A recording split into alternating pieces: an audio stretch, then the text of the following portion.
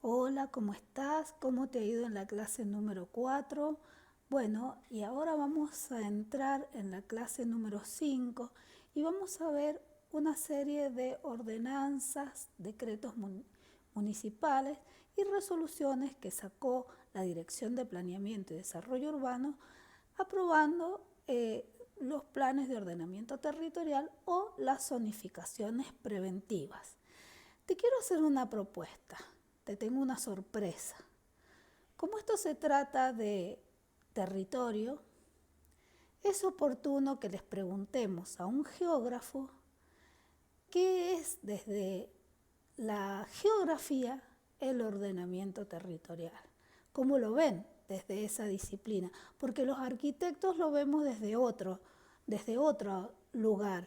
Entonces, bueno, he invitado para que haga algún aporte desde la geografía al profesor licenciado Hugo Tejada. Él nos va a contar desde la perspectiva de geógrafo, desde el Instituto de Geografía, qué es el ordenamiento territorial.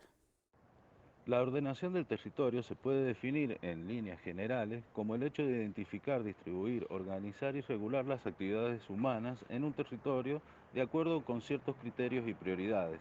Es decir, poder proyectar en el espacio una estrategia de desarrollo económico, social y ambiental en un territorio que posee ciertas características que deben ser tenidas en cuenta. Todo esto tendiente, por supuesto, a generar una serie de gobernanzas para una población con particularidades propias que son las resultantes y productos de sus propios procesos históricos y relacionales en los cuales llevan adelante sus actividades. Todo esto se da en un sistema de asentamientos que estructuran al espacio y lo cohesionan y lo hacen único. Y este hecho es muy importante, el del espacio que es único en un lugar, donde ya poseen marcos legales normativos que permiten un cierto funcionamiento social y una cierta adecuación de sus componentes o elementos de una sociedad. De esta manera y a grandes rasgos podemos identificar cuatro componentes principales que son lógicamente la ordenación, el territorio, la gobernanza y la decisión política. Dentro de lo que es la ordenación y también muy en líneas generales, podemos incluir un conjunto de herramientas, técnicas y metodologías que nos permiten tener resultados, sistematizarlos, ordenarlos, para poder realizar un análisis y posteriormente una serie de diagnósticos que expliquen las problemáticas y posibles emergentes en ese territorio, en ese lugar. La gobernanza, por otro lado, representa el conjunto de las normas tendientes a buscar un equilibrio entre el territorio y sus componentes y los que se dan en este lugar. Pero básicamente me quiero detener en los dos últimos que están quedando, que es el territorio y la decisión política, y cómo uno es la resultante del otro, y que conforman entre los cuatro lo que sería la acción de poder ordenar un territorio. El término territorio posee una gran polisemia y que ha pasado por varios estadios respecto a sus definiciones. Así, desde una mera concepción física y natural, en la antigüedad, pasó a ser también un hecho político, luego un hecho económico y luego una situación jurídica. Todo esto se fue incorporando con el devenir del tiempo, pero que no alcanzan a dimensionar la complejidad que se da en un territorio. Más recientemente, ya en el siglo, sobre todo a mediados del siglo XX, eh, este término pasó de tener estas condiciones, las anteriores, a ser entendido de una forma mucho más global, que incluye lo físico, lo natural, lo económico, político, lo jurídico, pero que todo esto está dado en un contexto social y cultural, puesto que el territorio es un constructo de las sociedades que habitan en un lugar determinado y que poseen un proceso de apropiación de un espacio geográfico determinado. La noción de territorio, entonces, posee una fuerte componente afectiva de lazos entre individuos o varios y el territorio en el que habitan, y está cargado de una componente fenomenológica representado básicamente por las vivencias que sus habitantes tienen en ese lugar, la carga afectiva que se le da a, a ese territorio y la identificación justamente con su propio territorio. Es decir, teniendo en cuenta esto, nosotros somos territorios, representamos el territorio, llevamos a cuesta el territorio en el que vivimos, en el cual estamos en un contexto específico y contextualizados en ese territorio. Y esto es muy fácil identificarlo. Eh, Tiene que ver con los usos, las costumbres y demás que se dan, la idiosincrasia en líneas generales que se da en un territorio. De esta manera debemos entender el otro término, el de la decisión política, que deberá ejercer sus resoluciones en un territorio que es por demás complejo.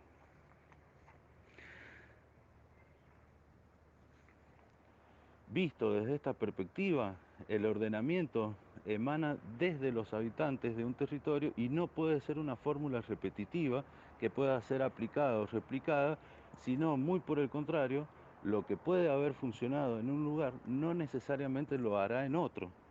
Si bien existen numerosas formas en las que se puede enfocar el análisis y el diagnóstico territorial, básicamente de lo que estaremos hablando será del medio físico, es decir, los elementos y los procesos naturales que se dan en un lugar, la población y las actividades de producción y consumo y las relaciones sociales que se dan en ese lugar, el poblamiento o conjunto de asentamientos o las formas de asentamiento humano y los canales a través de los cuales se relacionan, el marco legal e institucional que regula y administra las reglas de funcionamiento. Estos cuatro componentes dan una forma y una estructura específica a un territorio y su análisis entonces implica una profunda reflexión de lo que estamos haciendo y cómo estamos interviniendo en un territorio. Es decir, más allá de todas las técnicas y metodologías, la reflexión de lo que estamos haciendo en un territorio forma y conforma una gran parte de lo que es el ordenamiento territorial.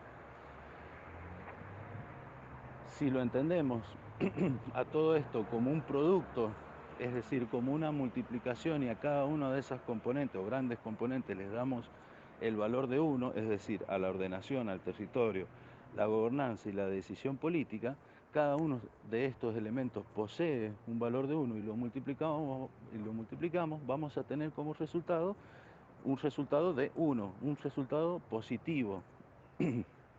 Por el contrario, si alguno de estos elementos llega a fallar o llega a faltar o no se consigue, el resultado va a ser cero, lógicamente. Es decir, a esto que nosotros queremos ordenar, que es el territorio, tiene una componente que lo hace único y tiene habitantes, personas que le dan unas ciertas características y unos ciertos rasgos que son los que nos permiten poder ordenarlo de determinada manera para hacer un uso racional del mismo y poder cohesionar todo un ambiente, todo un territorio a partir de esas normas y de esas formas de reglamentación y de uso que se están proponiendo. Bueno, ahora que el profesor Hugo Tejada nos ha contado desde la geografía los conceptos básicos y algunos lineamientos sobre el ordenamiento territorial, vamos a ver qué hay de normativa en nuestra provincia. Y para eso nos vamos a plantear, como siempre, unas preguntas.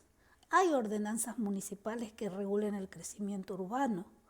¿Cuáles departamentos tienen? ¿De dónde surgieron? ¿Están en vigencia? ¿Son aplicadas? ¿Cuáles son los aspectos comunes y cuáles son los aspectos diferentes? ¿Cuáles son las potencialidades y cuáles las dificultades de la aplicación en el ejercicio profesional? La normativa municipal, al igual que toda la normativa, es una herramienta de gestión a través de planes de ordenamiento, zonificaciones preventivas, indicadores urbanos, áreas protegidas, paisajes de interés, patrimonio cultural.